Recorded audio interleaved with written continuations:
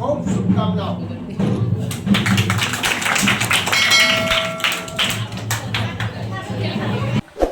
આજના આ શુભ પ્રસંગે આજે એક વાતનો આનંદ છે. આનંદ એ વાતનો છે કે ગામમાં શિક્ષણ માટેનું આજે 9મું ધોરણ આ તબક્કે આજે ચાલુ થયું છે. આપણને બધાને એમ થાય કે આની શરૂઆત તમે જોતા હશો આદરણીય પ્રધાનમંત્રી નરેન્દ્રભાઈ મોદી સાહેબ જ્યારે મુખ્યમંત્રી હતા ત્યારે શિક્ષણ માટેની સખત ચિંતા કરી. એની સાથે સાથે ગુજરાતના આદરણીય મુખ્યમંત્રી ભૂપેન્દ્રભાઈ પટેલ સાહેબ એને પણ એ કાર્યક્રમ ચાલુ રાખીને અનેક આપણા છેવાડાના ગામડાઓમાં પણ 9મું 10મું 11મું 12મું ધોરણ થાય તે બાબતની ચિંતા થઈ છે. એના ભાગરૂપે સમગ્ર ગુજરાતની અંદર 162 સ્કૂલ થઈ અને આપણે પાટણ જિલ્લાની અંદર 11 સ્કૂલો આપણને પ્રાપ્ત થઈ છે. આપણે બધા જાણતા હતા કે આમ તો હમણાં જેમ કહેતા હતા કે ભાઈ અઘાર સાથે મારો બહુ જૂનો સંબંધ, મારી બાજુમાં ચારૂપ ગામ, ઘરનું ગામ.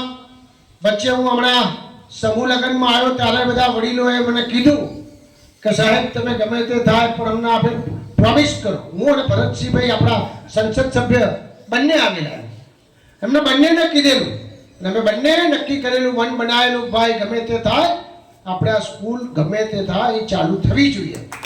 અને તમારા બધાના આશીર્વાદથી તમે બધાએ પ્રાર્થના કરીએ છે અને એના કારણે અમે બધા નિમિત્ત બન્યા અને આજે અહીંયા આગળ એક સ્કૂલ સરસ ચાલુ થઈ ગઈ.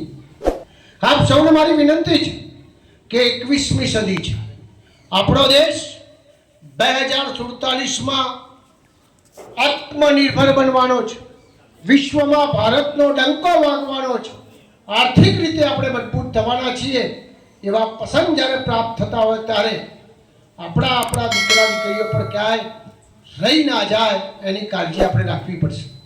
તમે બધા વિચારો કે 2047માં થવાનું હોય ત્યારે જો આપણા દીકરા દીકરીઓ કોમ્પ્યુટર સાથે ટેકનોલોજીની સાથે જો તૈયાર નહીં થાય તો એની મુશ્કેલી પડે. અને ખાસ કરીને દીકરી ભણે એના માટે મુખ્યમંત્રી શ્રી આપણે એક યોજના કરી. આપણે બધા વડીલો હતા પહેલા સ્કૂલમાં જતા તો કોઈ કશું મળતું નહીં. હવે મારી દીકરી આપણી દીકરી ભણશે એને સરકાર નમો લક્ષ્મીના નામે 50,000 રૂપિયા આપવાની છે. કેટલા? ભણવા જાય એના માટે દીકરીને 50,000 રૂપિયા 2 વર્ષમાં એને મળશે. એટલે તમે કલ્પના કરો કે દીકરી ઉપરથી ભણી ગણી અને ઘરે 50,000 રૂપિયાની આવશે એવી અદ્ભુત વ્યવસ્થા થવાની છે. એની સાથે સાથે ટેકનોલોજી સાથે જોડી શકાય, સાયન્સ સાથે જોડી શકાય એના માટે પણ સરકારે ઉમેરો કર્યો અને એમ કીધું કે દીકરા નમો સરસ્વતી યોજના છે આપણી, એની અંદર પણ દીકરા દીકરીને બંનેને 25,000 રૂપિયા મળે અને એમાં દીકરી લાભ લે વિજ્ઞાન ભણવામાં તેમ 75,000 રૂપિયા આપણા ઘેર લઈને આવે. આટલી અદ્ભુત વ્યવસ્થા આજે સરકાર શ્રી કરી રહી છે. સરકાર એટલા માટે કરે છે કે 21મી સદી છે.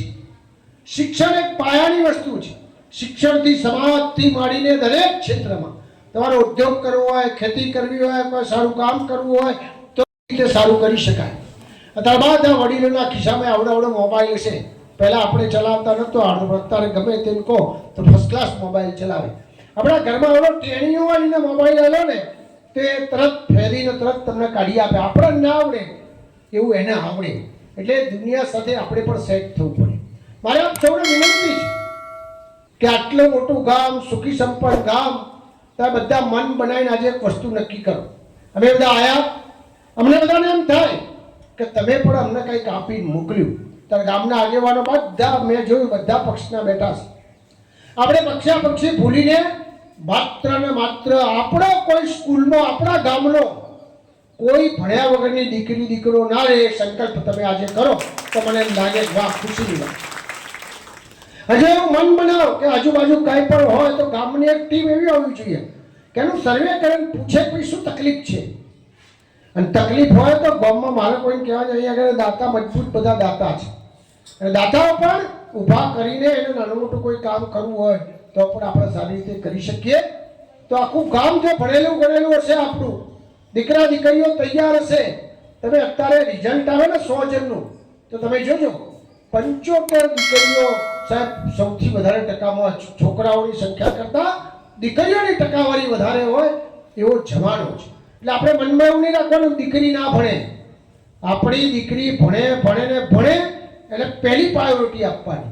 સરકાર પ્રાયોરિટી આપે છે, સમાજ પ્રાયોરિટી આપે છે કે આપણે દીકરીને અને એક દીકરી ભણે એટલે આપણે કહીએ છીએ ને કે 2 ઘર તાર સામે જાય તો આગળ ફર્સ્ટ ક્લાસ કરે અને આપણા ઘરમાં પણ સારું આયોજન કરે.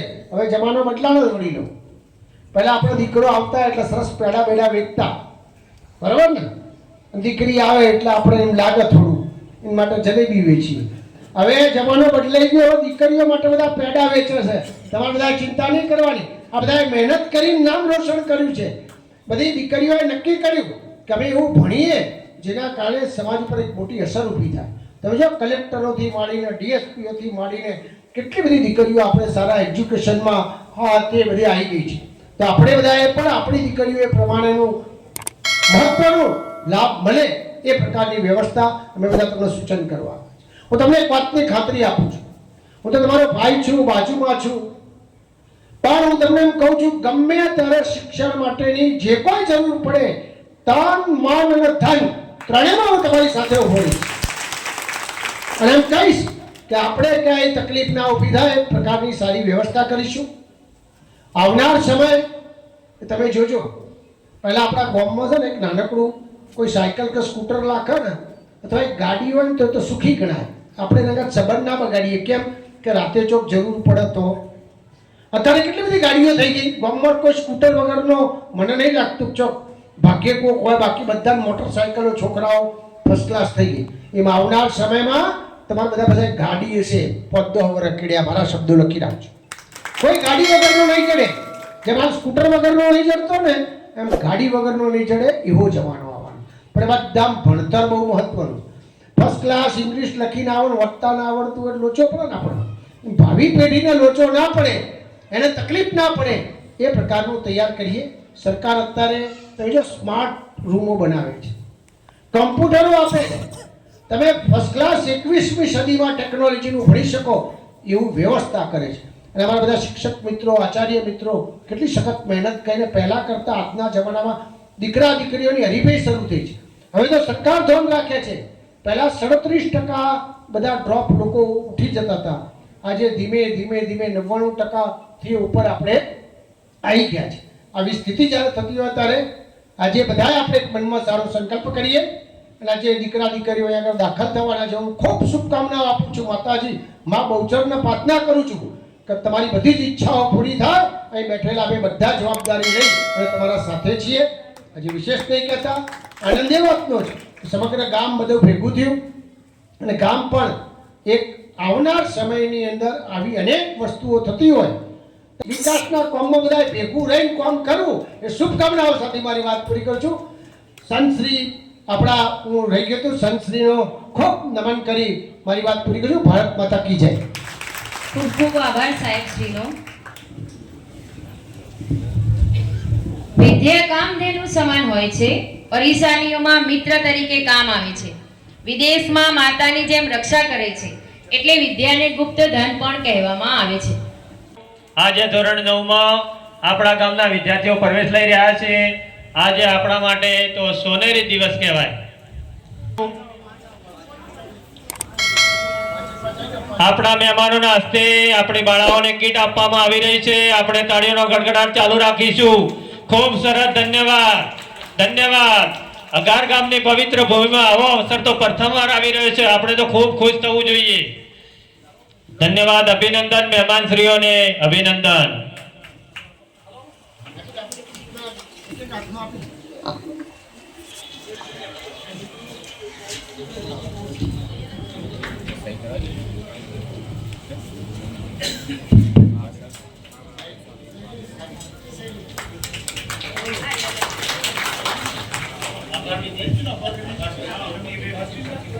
હવે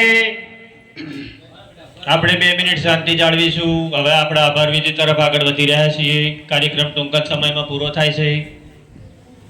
હવે અગાર પગાર કેન્દ્ર શાળાના આચાર્ય શ્રી બચુજી એમ ઠાકોરને વિનંતી કરું કે તેઓ આપણી શાળામાં પધારેલ મહેમાનશ્રીઓનું આભાર વિધિ કરી આજના કાર્યક્રમને પૂર્ણ જાહેર કરશે. જય હિન્દ. નવીન સરકારી શાળાના ઉદ્ઘાટન પ્રસંગે ઉપસ્થિત આપણા કેબિનેટ મંત્રી શ્રી બલવંતસિંહ રાજપૂત સાહેબ, આપણા જિલ્લા શિક્ષણાધિકારી સાહેબ શ્રી, મંચસ્થ તમામ મહાનુભાવો, ગામમાંથી વધારેલ તમામ વડીલો, ભાઈઓ બહેનો, સર્વનો આ પ્રસંગે આભાર માનું છું. જય હિન્દ.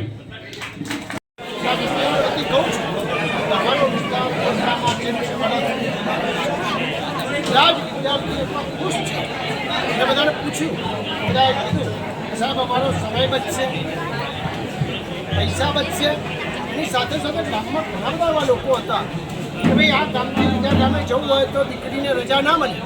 દીકરીઓ બહુ ખુશ છે, દીકરીઓને બધાને ભણવાની તક મળવાની છે અને એની સાથે સાથે આ બધી દીકરીઓને નવોલક્ષ્મીના નિમિત્તે 50,000 રૂપિયા સરકાર તરફથી મળવાના છે.